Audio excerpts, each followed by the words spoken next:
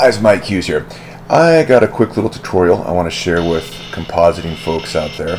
And the background on this, I was making this little holiday. I was taking on my Christmas tree, and I used one of our CERT training pistols, and it was kind of an interesting thing.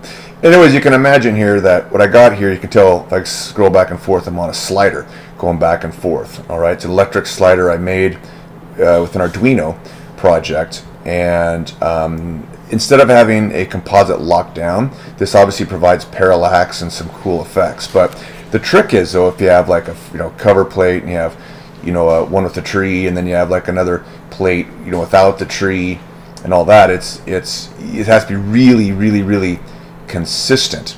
All right, and generally going back and forth, it's not completely consistent. So what I want to demonstrate here is how you can not only overlap these in Fusion, all right, for a composite.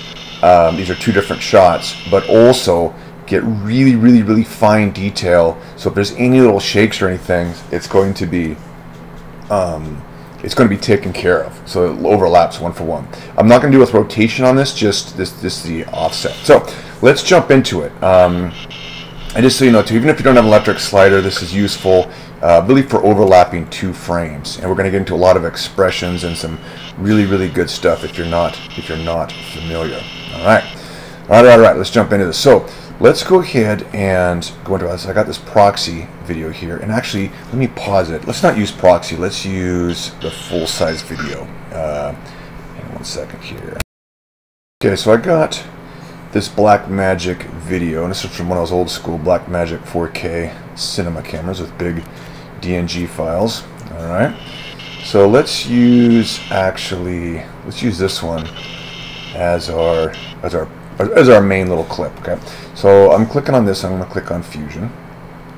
All right, and here is our kind of our base clip that sets the, I guess you could say, the foundation for everything. All right, it's the one that establishes the timeline length and all that. So now let's do this. Let's go ahead, and I can drag in any media I want. Let's drag in the other clip. All right here, and I'm going to hit one and hit this. Okay, so and the reason I did this, I didn't like these lights, so I had another back and forth so I can get rid of these lights. Okay, but nonetheless, we just want these to overlap one for one, so they're almost interchangeable. But let's just jump in straight away and show a problem. First off, we just got to we've got to sync these, all right, because I didn't start them exactly at the same time. So let's go ahead and do this. Let's just make a quick little merge node. All right, so I always think Kermit the Frog is on stage, so he's on top. So the green is what's on top. All right, and let's go ahead and just put a real simple little mask on here.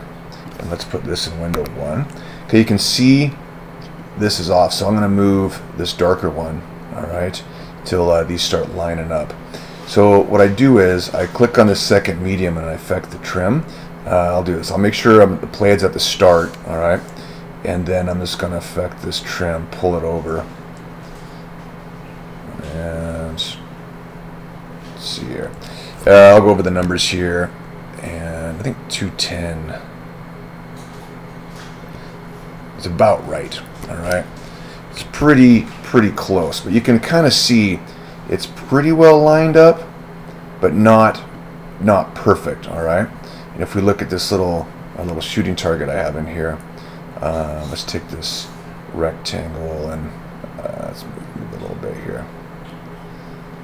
Kind of ideally move it, say, down on the corner here. It's gonna move out of frame. Yeah, you can kind of see. Okay, so you can see the issue here. Even if we mess around and we get it really close, it's not going to be a perfect back plate and a front plate. All right, no matter how much you tweak the ins and the outs.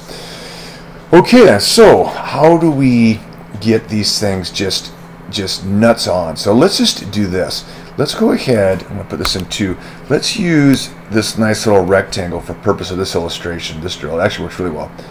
Let's use this guy, and let's just do a tracker. All right, we're going to use 2 trackers, and we're going to overlap the trackers and take the difference between them and use that as a transform. All right, so let's do this. Let's go here. Yeah, tracker,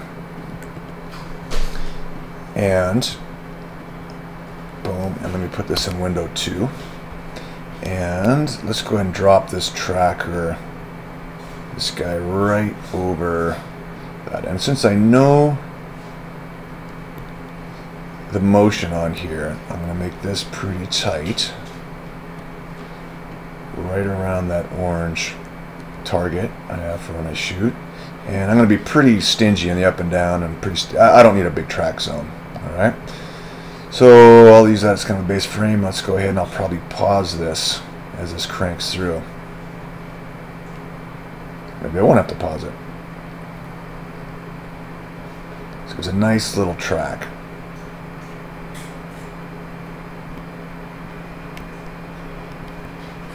Okay, it's complete.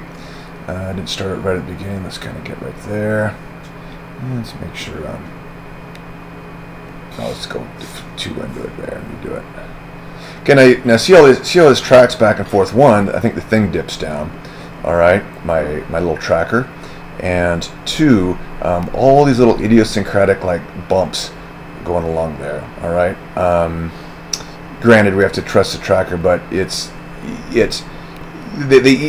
of them has their own little sets of bumps and tweaks, which we're going to take the difference at each point in time and change the center point. All right, so here's another tracker. Let's go ahead and track the other media, and I'll do the same thing. Let's go ahead and put this into. All right. So this is a second clip, it's a completely separate clip. All right, but the tracker was for the most part locked down.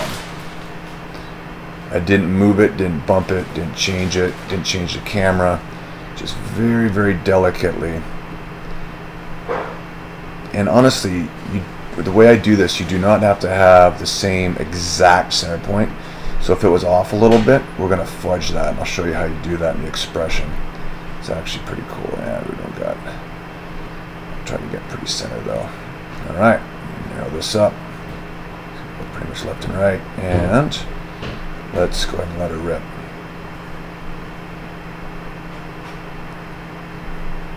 Looks pretty good.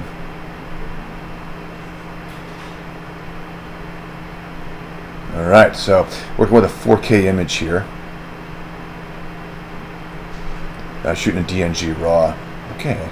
Yep, and it stopped right there because this clip's a little bit shorter. Alright. Alright, beautiful. Now. Let's go ahead and do this.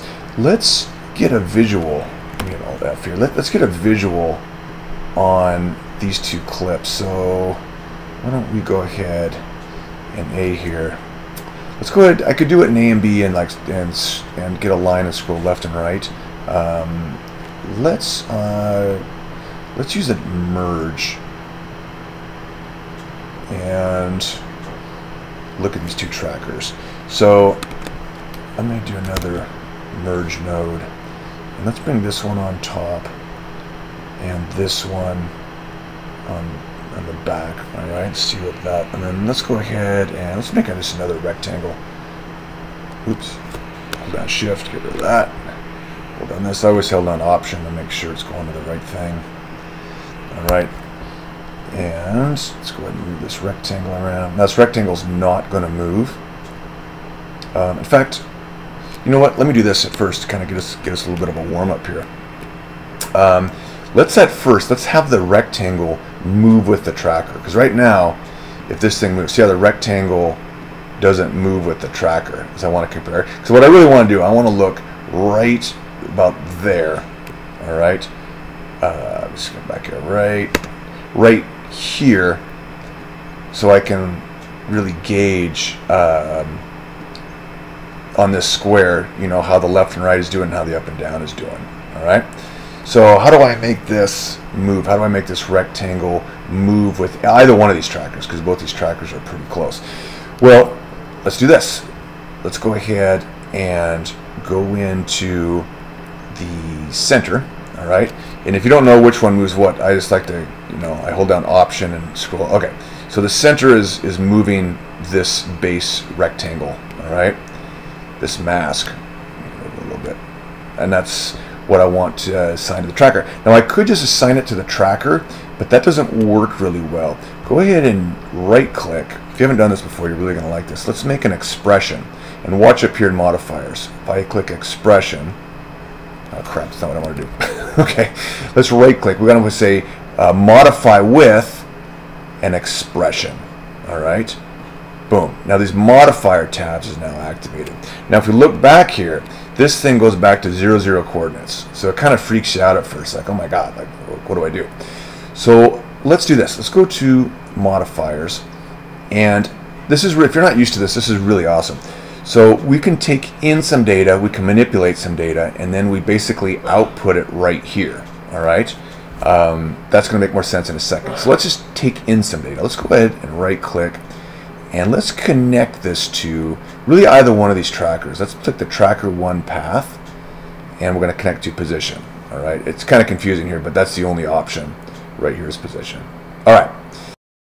Okay, so we've connected to this tracker data, but we haven't put anything out yet. Let me erase this because I was just messing around with something. So there is no expression output, all right, to do anything with that data yet, and we don't really want it yet. But as you can see, at least we got a first win, and you see how these numbers are going to change as I scroll left and right, that we got this tracking data, and we can do something with it. So let's do this. Let's go ahead. And what we're going to do is we're going to take the value of this number 1 and number 2, and that is going to be the expression here, which is going to adjust this mask. All right. So let me show this. So let me just jump ahead to the end in mind. This is going to be N1, and this is going to be N2. All right.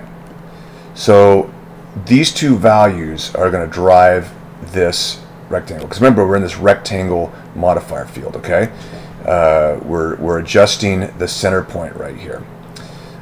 Okay, so let's do this. In number 1, let's turn this into an expression, and let's get rid of that for a second. So what we're going to do, if you don't know, I want to pull this in. If you don't know what this variable is, I always use the pick whip liberally, and I just put it everywhere, and that's going to pull in that variable. Now I know, and this is really hard to find, I wish there was a resource out there for all the objects, but P1.X is going to be 0.1x, all right? And in like terms, let's make this into an expression, get rid of this. So this is going to be P1.Y. So this is going to be the Y value. Now we're pretty close to getting this done. So you can see now at least this guy is up here, and it's tracking, but its offset is wrong. All right. Well, we can manually start putting in numbers in here, but let me show you a little trick. Let's go ahead and put plus, and let's just use N3. All right, and let's go here and go plus N4. Okay, what's this do? Well, we're using this as a slider now, so we can move that box. All right. I wish we could relabel this. In fact, I never thought about it. I wonder if you can. I don't know. I don't think you can relabel it, but we just you know it, right? If you create it, you know it. So I like to actually hit Option and kind of come over here, and then come down. And of course, we can zoom in here now and really tweak this. All right. Let's go down a little bit. Oops, over a little bit, and then down a little bit.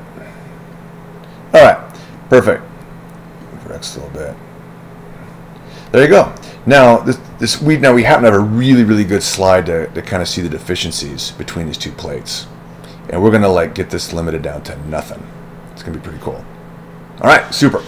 So now let's do this. Let's go ahead and let's set up a transform on this lower plate. All right, this guy, the background plate here, the darker one.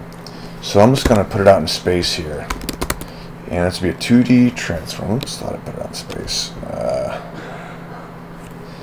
Okay, so let's connect our second media to this transform.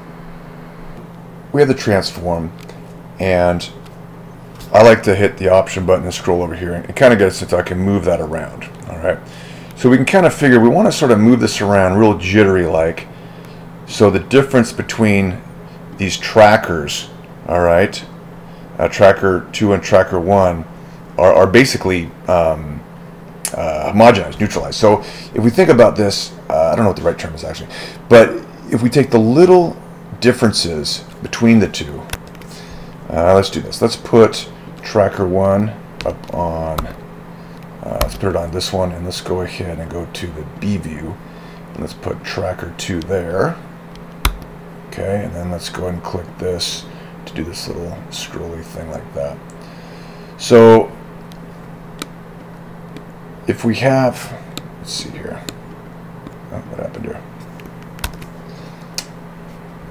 Okay, so if we have both these trackers, which are pretty close, all right, but you can see this as I go back and forth, there's just a little bit of difference between the XY coordinates of one to the other, all right. Well, why don't we take the difference in those coordinates and let's change this second track just to be right on. So basically, we're getting this little rectangle we tracked is going to be right on top of each other for each plate. All right. So how do we do that? Okay, this is an easy little thing I figured out. So let's go to the transform, and let's go ahead and right-click on this and do the similar thing what we did with this rectangle. Let's go ahead and modify with an expression. Now this modifier tabs came up, and let's go ahead and let's do this. Let's take in two pieces of information. Let's take the tracker information and of 1 and 2. So I'm in transform, I'm in modifiers. Why don't I take, and I'm going to link this, connect it to tracker 1 track path position, and I'm going to take this guy and I'm going to connect to tracker 2 track path position. Alright, so these guys show up. I'm going to close them. I don't really need them. Okay, this is a nice view. This is what I was actually looking for. You kind of can see the difference here between the two tracks. Alright, we're going to take all the little X and Y variances and have it calculate all the way through. So how do we do that? Well, let's go into an expression here, and I'm going to right click. Now this one I was going to type an expression. I'm going to get rid of that 0. And if I forget what these variables, again I just pick with, but I know it's P1. But let's do this. Let's go P1.x. All right, it's an object, it's a data structure, and if you put period, you can kind of dig into what's there. And let's go ahead and let's minus P2x. You can see they're pretty close as far as being in the x, but they're obviously a little bit different. P2.x. And what do I get? I might have to move this around to get a value. Okay, I get a very, very, very small differential, all right, between these two. And it's a negative number. Now I'm going to show you, I don't really care what's positive or negative, because we're just going to go trial and error to figure out how we get it lined up. Okay, that's the easiest way to do it.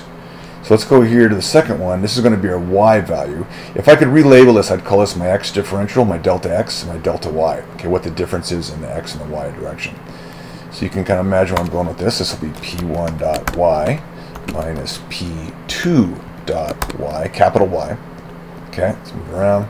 All right, we're getting a little bit of a difference here. Isn't that something? Okay.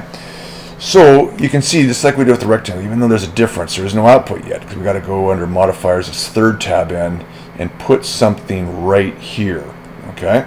So let's go ahead and do that. What we're going to do is let's go ahead and just take these values right here. This is n, n1, n2. So let's go n1, that's going to be for x. And I know I'm going to have to add 0.5, but I'll just show you what happens when we don't, and 2. All right, so now, I didn't have this up there, just be kind of nice to look at. Let's go ahead and put the transform up in 1. So, all right, so this, as expected, what this does is this, the coordinate system, which is pretty smart in Fusion, it goes from 0 to 1, so it's totally scalable. All right, so if you go like from, this is like proxy video I have, but if you go full frame, it's going to scale beautifully, as you know. All right, but right now it's 0, 0, because our differential is very small. Right now it's 73, which makes sense. And I see 73, well, it's about 73% over, and it's about 73% up, right? 72, 73. So it's a neat way of kind of getting a sense of where something is on the screen and as a reality check.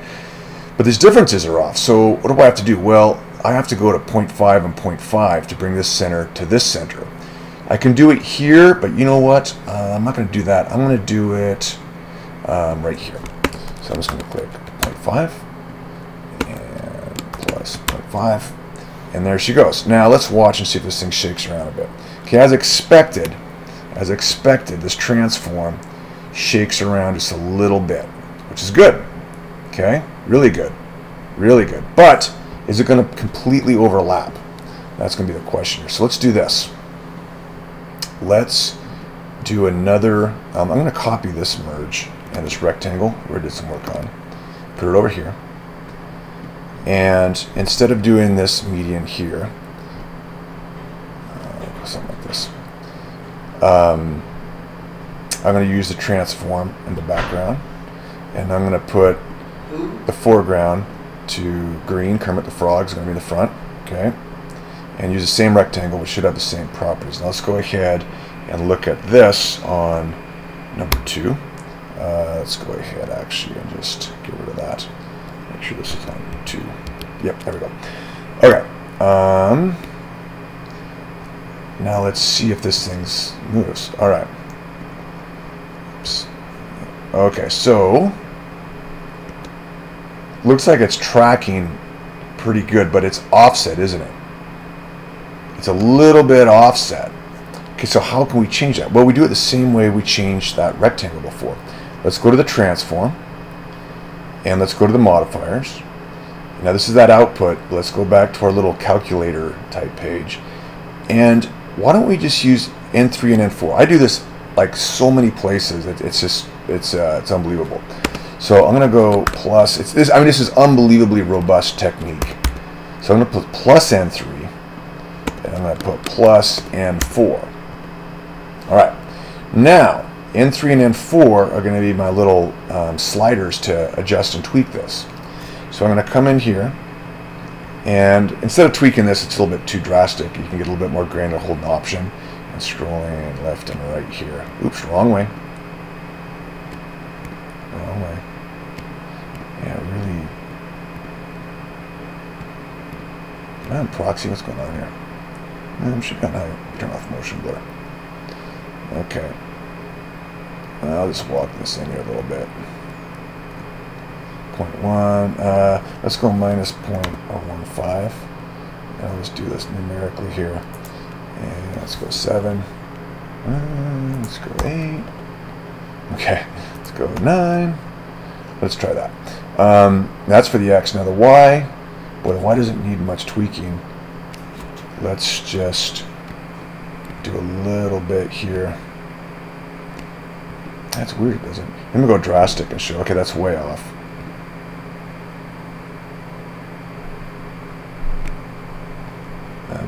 That's pretty close, all right? That's really pretty close. Actually, let me change this to minus 0.02. Okay. All right, so now let's let her walk through here a little bit. Hit play. Oops, shoot, dang it. Ah, there we go.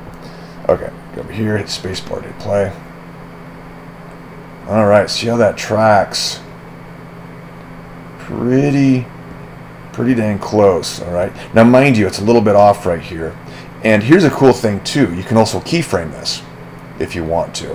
All right, so let's say for some reason, like, I don't know where the failure would be, somewhere along these points or something like that. Maybe this track wasn't good, or it got a little bit fouled up somewhere. What's kind of cool is you can keyframe this, all right, and then you can just go right into your spline editor and change it and tweak it from there. So gives you a lot of extensibility, a lot of ways to really take ownership of this process. All right, that's, yeah, I might do that. Okay, but if we kind of get a reality check here, we're talking something really small, and when you feather it in, like, you're gonna have a pretty much a perfect match. Okay, that's awesome. Now, why don't we go ahead and let's compare these two. Let's see our before and afters on this. Okay, let me add one more thing here before I forget. I arbitrarily said, okay, I don't know, this minus that and this minus that. Well, what if I was wrong? All right, what if I was wrong? And let's just do that for the sake of fun right here, and I'm going to say P2 and then P1. I switch these around, so this number should be negative now. It's way off, right? And forget about these adjustments here, because you would notice this right away. Well, all you have to really do is come up here and then switch the sign right here till it kind of comes pretty much on.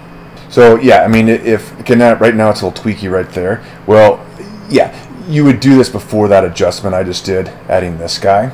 All right, so this would be plus 0.2 at that point. All right, and that should bring it right on. Okay, I hope that makes sense. It's almost easy to do that because this is really just a 2x2 grid. 4 different possibilities to, and you can just go through the probabilities until they, go through each combination until it lines up. All right. So as I promised, let's go ahead and compare these. Let's go this and put this in number 1, and this is without the corrector. All right, same thing, same everything. All right. Actually, this goes through here. Let me just. It doesn't really matter if it goes to the tracker or not. But anyways, you can see it's off quite a bit. And the right one is corrected. Alright, exciting stuff. Okay, now just for fun, why don't we go on this rectangle and do like we do if we're compositing in some form and put a soft edge on it. Let's see if we can even notice the difference here. Command F. Yeah, 2 different shots. Oops, go back to your starter. Wow, look at that. Let me go on this one here. If I put a soft edge on, here, it's probably going to work, Yeah, there's a little bit of slippage there. Now, mind you, too, if you use the slider gets the general parallax and everything, but what we just did right now really takes account for any small variances. Now, next layer on this is what if the thing starts turning? All right, and going crazy. I haven't thought that one all the way through yet. My thought, though, is to take 2 tracking points, a tracking point here, a tracking point here, and I haven't really thought this through, but I'd have to play with that. But I think you just take those 2 points, do a little sine, cosine, like the difference in those. I gotta think about that one. But anyways, there'd be a similar way to also handle the rotation, and keeping it. Yeah. Besides just worrying about the translation as we've done here. Okay, I'll shut up. That's good.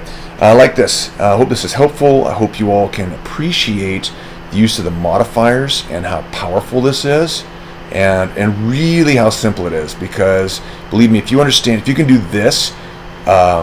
And you probably don't have a slider, but there are times like when you're tracking mass and you're doing other things where this whole workflow right here is extraordinarily powerful in compositing and matching things up.